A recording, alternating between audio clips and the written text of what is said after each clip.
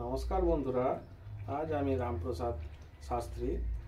আজ প্রথম ক্লাস আমি করছি আপনাদের সুবিধার্থে গোষ্ঠী বিচার সম্বন্ধে।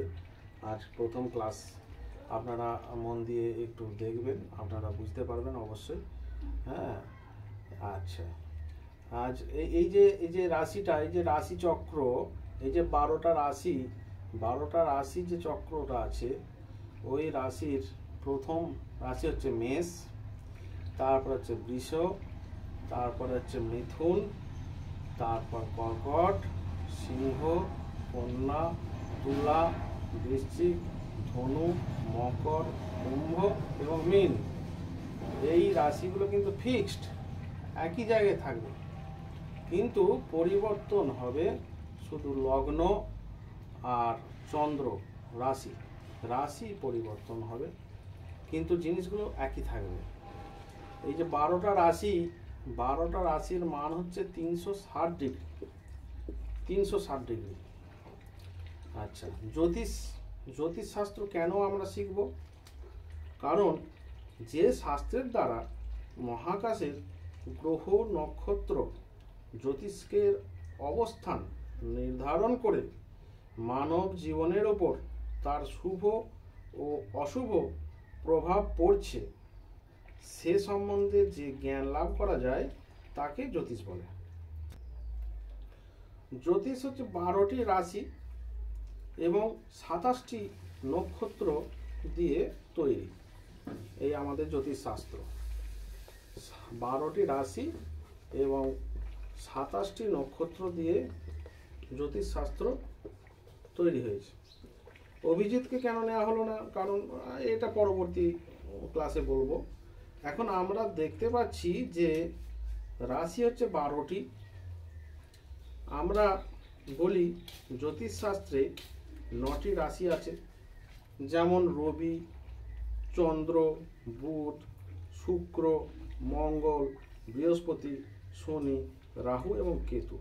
কিন্তু পৃথিবীকে আমরা ভূগোলে আমরা পাই, কিন্তু এই জ্যোতিষশাস্ত্রে পৃথিবীটা হচ্ছে লগ্ন। হ্যাঁ, পৃথিবীটা হচ্ছে লগ্ন। পূর্ব দিগন্তে জন্মের সময় যে রাশি উদিত হয় সেটাই হলো লগ্ন। আমরা যদি আকাশের দিকে তাকাই, তাহলে বৃত্তের একটা পরিধি তৈরি হবে। সেই পরিধিটা 360 ডিগ্রি হয়। আকাশকে আমরা দেখতে পাই গোল, অর্থাৎ এই গোলের মধ্যেই আছে 360 ডিগ্রি। প্রতিটা রাশি, এই যে মেষ 30 ডিগ্রি, বৃষ 30 ডিগ্রি পাবে, মিথুন 30 ডিগ্রি পাবে, কর্কট পাবে 30 ডিগ্রি। এমনি করে আমরা 360 ডিগ্রি ধরেছি। হ্যাঁ, 360 ডিগ্রি ধরেছি, এবং এই রাশিগুলো কিন্তু ফিক্সড থাকবে। আচ্ছা, পদার্থ হিসাবে রাশি হচ্ছে 4 প্রকার: অগ্নি, পৃথিবী, বায়ু এবং জল। কিন্তু এখানে একটি নেওয়া হলো না, আকাশ হচ্ছে এই যে আকাশ, মিডিল পজিশন হচ্ছে আকাশ। 12টা রাশির মিডিল পজিশন হচ্ছে আকাশ।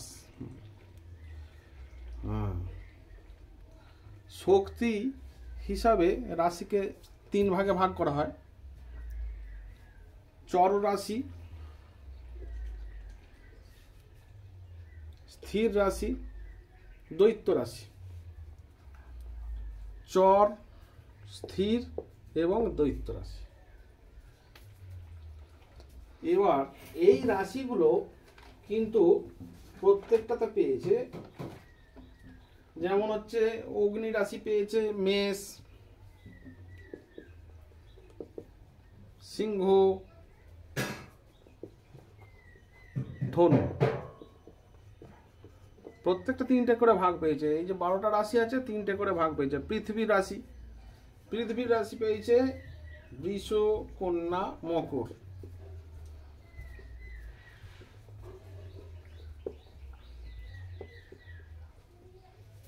বায়ু রাশি পেয়েছে আচ্ছা, পৃথিবী রাশি হচ্ছে বৃষ, কন্যা, মকর। বায়ু রাশি পেয়েছে মিথুন, তুলা, কুম্ভ।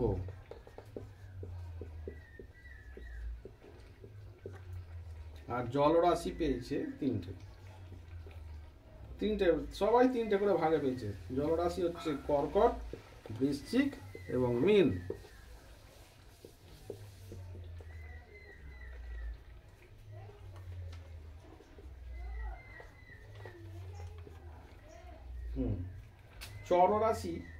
চররাশি পেয়েছে চারটে করে।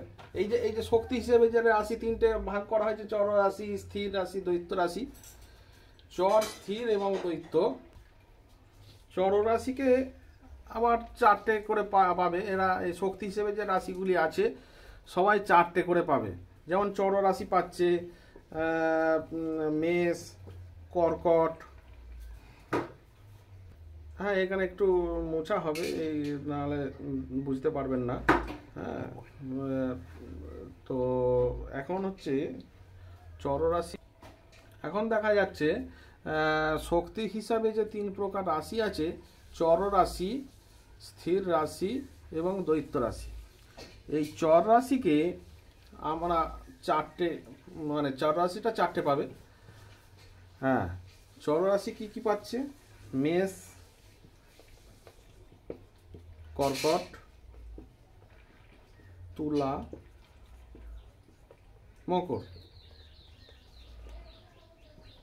স্থির রাশি কি পাচ্ছে? ওটা স্থির, সরি ওটা স্থির হবে। স্থির রাশি পাচ্ছে চারটে, বৃষ, সিংহ, বৃশ্চিক, কুম্ভ।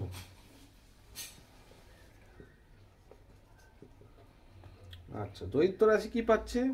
মিথুন, কন্যা, ধনু,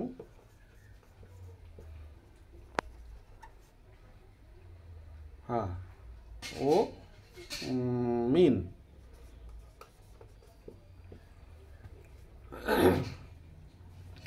এখন প্রত্যেকটাই দেখা যাচ্ছে শক্তি হিসাবে তিন প্রকার রাশি, পদার্থ হিসেবে চার প্রকার রাশি আমরা দেখতে পাচ্ছি। তো এদের আবার ভাগ আছে, যেমন চর রাশি কিভাবে কি হয়, তার ব্যক্তিগত জীবনে কি দেখা যায়। স্থির রাশি কি ব্যক্তিগত জীবনে কি দেখা যায়। দৈত্য রাশি কি রকম চরিত্রের হয়, এরকম আমি আলোচনা করব। তো এগুলো, এই যে ক্লাসটি আজকে করলাম, এই ক্লাসটি এগুলো একটু মুখস্থ করে রাখবেন। কারণ হচ্ছে এগুলো যদি মাথায় ধরে রাখতে পারেন তাহলে পরবর্তীকালে যে ক্লাসগুলো হবে তাড়াতাড়ি সেগুলো বুঝতে পারবেন আপনারা। প্রথম হচ্ছে এই যে মেষ, বৃষ, মিথুন, কর্কট, সিংহ, কন্যা, তুলা, বৃশ্চিক, ধনু, ধনু, মকর, কুম্ভ, মীন। এই 12টা রাশিকে ভালোভাবে মুখস্থ করতে হবে।